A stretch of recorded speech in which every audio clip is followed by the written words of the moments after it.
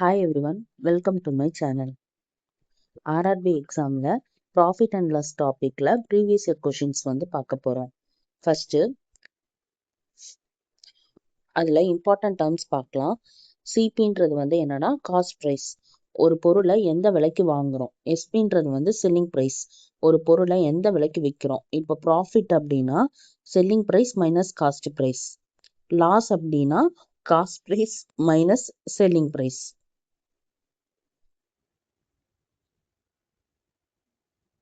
Profit percentage கண்டுபிடிக்க formula என்னன்னா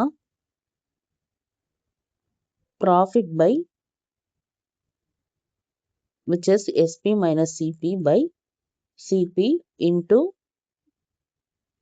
100%.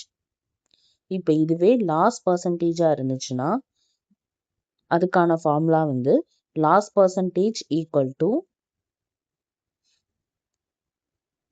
Loss by CP into 100%. இப்போ நெக்ஸ்ட் இதுல இன்னொரு டேர்ம் இருக்கு மார்க்கெட் பிரைஸ் MP. மார்க்கெட் பிரைஸ்னா என்னன்னா MRP ஃபிக்ஸ்டு அந்த பொருளோட விலையை காஸ்ட் ப்ரைஸ் இருக்கும். செல்லிங் ப்ரைஸ்க்கு முன்னாடி நம்ம வந்து டேர்ம் பண்ணியிருக்கிற ப்ரைஸ். மார்க் ப்ரைஸ்ல இருந்து தான் நம்ம வந்து டிஸ்கவுண்ட் வந்து கொடுப்பாங்க. ஷாப்லலாம் போனோம்னா டிஸ்கவுண்ட் வந்து மார்க்கெட் ப்ரைஸ்ல இருந்து தான் நமக்கு வந்து கிடைக்கும். அந்த டிஸ்கவுண்ட் பர்சன்டேஜ் கண்டுபிடிக்கிறதுக்கு discount by market price into 100. இப்போ நம்ம ப்ரீவியஸ் இயர் கொஸ்டின் சம்ஸ் வந்து பார்க்கலாம். ஒரு ஐட்டமோட காஸ்ட் ப்ரைஸ் வந்து 4500 இருக்கு. அதை வந்து 3500 ருபீஸ்க்கு வந்து செல் பண்ணியிருக்காங்க. அப்போ நமக்கு லாஸ் தான் இருக்கு. அந்த லாஸ் பர்சன்டேஜ் எவ்வளோ அப்படின்றத ஃபைண்ட் பண்ண போகிறோம். காஸ்ட் ப்ரைஸ் என்ன 4500.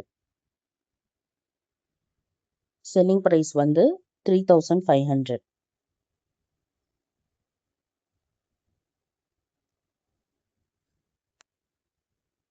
Loss equal to formula cost price minus selling price.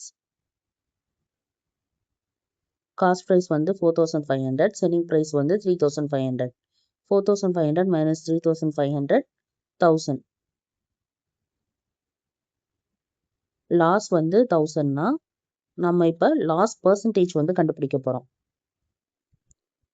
Loss percentage formula loss by cost price into 100. Loss வந்து 1000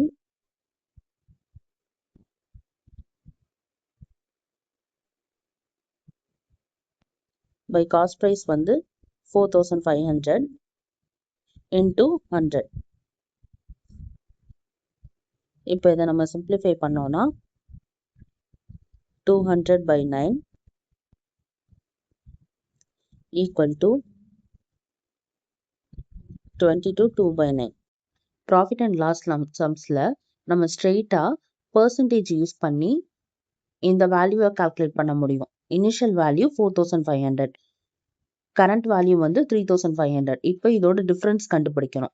டிஃப்ரென்ஸ் என்ன 1000 by initial value 4500 into 100. Formula use பண்ணுறது பதிலாக பர்சன்டேஜ் மெத்தட் யூஸ் பண்ணி நம்மளால formula இல்லாமல் ஈஸியாக find பண்ண முடியும். இப்போ நெக்ஸ்ட் சம் வந்து பார்க்கலாம்.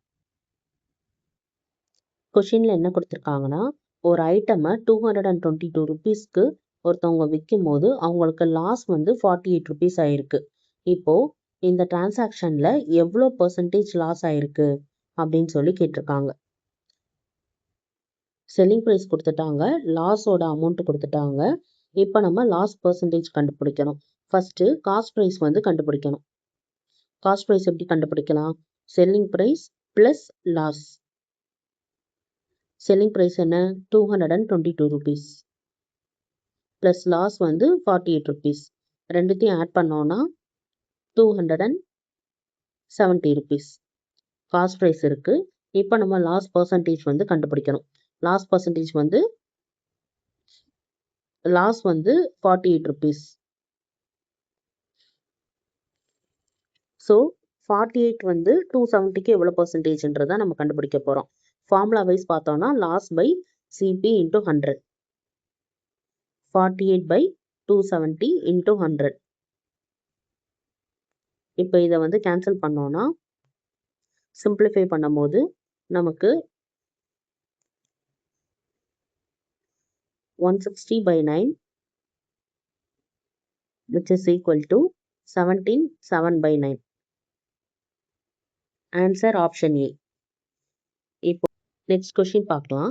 32 ஐட்டமோட செல்லிங் ப்ரைஸ் வந்து 38 ஐட்டமோட காஸ்ட் ப்ரைஸ் ஈக்குவல் அப்படின்னு சொல்லி கொடுத்துருக்காங்க. நம்ம கிட்ட அதோட ப்ராஃபிட் பெர்சன்டேஜை வந்து கண்டுபிடிக்க சொல்லியிருக்காங்க.